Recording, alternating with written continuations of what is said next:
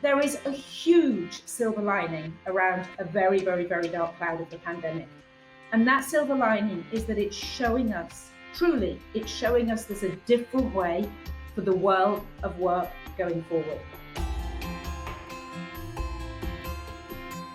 I'm Lauren Young. I'm an editor at Reuters, and I am joined here today with Leanne Hornsey, who is the Chief People Officer at Palo Alto Networks. Leanne, I wanted to talk to you about the multi-generational workforce, and I want to hear a little bit about your company. I watched a great video that was put together during the pandemic, showcasing your employees in all different places, at home, with their kids, with their pets, with their instruments.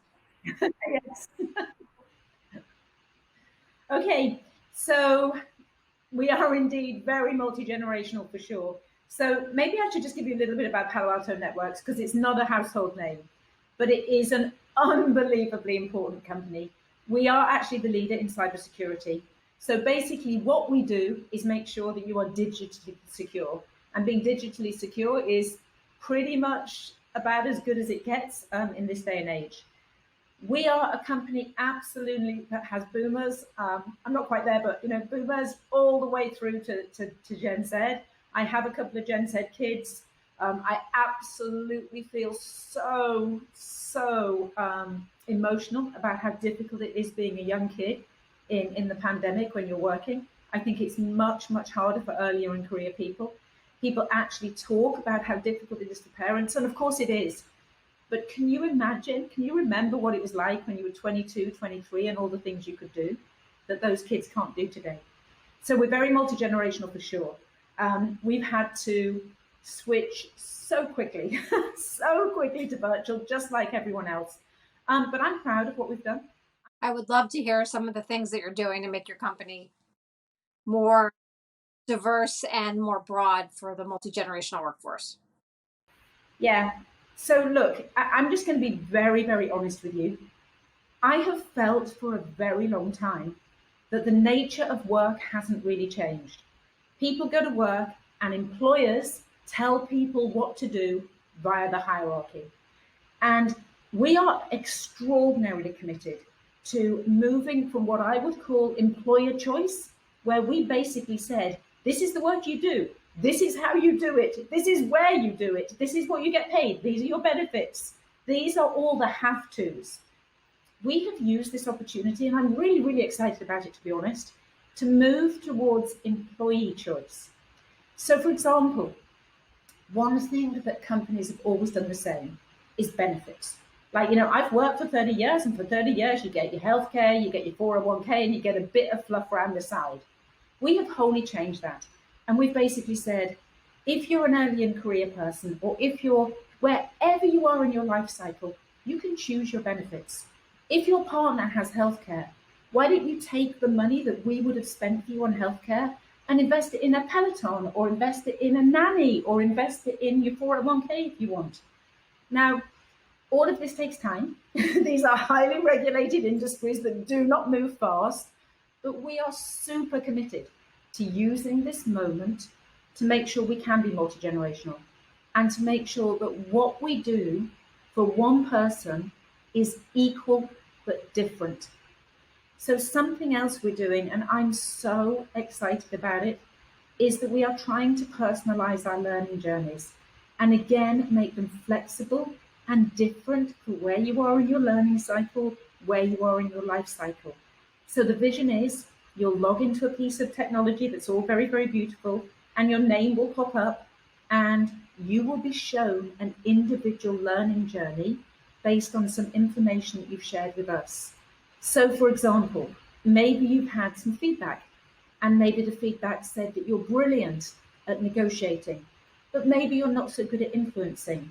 We would pop up with, hey, here's some influencing training you could do, some influencing learning you could do. And not only that, we would populate a few questions so that you could self-select in and out of different learning opportunities. One of the hardest things for workers right now, of all ages, is connecting. You talk about the water cooler conversations. How do they happen in this digital world, and how are we fostering collaboration among generations when we're not together? It is, I think, the hardest issue. I think the hardest issue to solve is the stuff that happens in the moment. You've just called it the water cooler moments, and they do happen. There's a couple of things that you can do. So, absolutely, for our early in career people, for example, we ensure that all of them have a buddy or a mentor. And that person is somebody that is there for them 24, well, not 24/7, that wouldn't be quite right, but office hours, who they can ask any question to. The second thing that we've done is ever so simple, but my goodness, it's worked. And that is we've set up employee circles. So one of the things that somebody said to me very early on, I was on a telephone call with a young mom, and she literally burst into tears, and she went, "Leanne, I can't cope." Her kids were howling. She was just like, "I just can't do this." And I said, "What do you need?" She went, "I just need to talk to people who are going through what I'm going through." So we've set up non-judgmental employee circles, where non-judgmental, just where people with the same issues can talk about stuff. Whatever circle you want to start, we will enable you to start it, and we'll facilitate it for you. And we've created these spaces where people can come together who would not know each other across the 8,000 people we've got across the world, to just talk about issues that they have in common. And that has gone some way to helping the water cooler chat. The other thing that I would say is two other things, actually. One, I think leadership has to be vulnerable. I start my one-to-ones, or I start my team meetings by going, "Bloody hell, this is tough." This is the latest trauma I've had in my life, or hang on one sec while I go make the coffee or whatever. And I actually think just showing that we're vulnerable, showing that we're human, showing that we're going through all this together is actually a good thing. And then, surprisingly, I didn't expect it. There's been one seriously big upside. Our CEO has only been CEO for a couple of years, and therefore to a number of people, he's very new and he's unknown. And of course, when you have a CEO, you're a little bit, "Oh my goodness, it's the CEO." But he's talking a lot, he's doing a lot of Q&A, and he's doing it from his own home. And his kids are running in and sitting on his lap. And the other day, his little boy ran in and went, "My finger's hurting." And our CEO picked it up, very naturally, not the finger of the child, and kissed it. And instantly, 7,500 people who did not know this guy suddenly realized he was human. So suddenly, because of virtual opportunities, there can be more humanity, even though the collaboration's tougher. What do you think work will look like for different generations on the other side of this, having gone through it together, like going through a war or going through some major event? Does it create and foster a different kind of connection?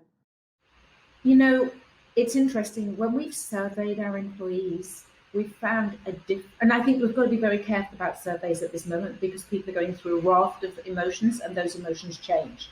But what we have noticed is that early in career people want different things to our later in career people. It's actually very interesting.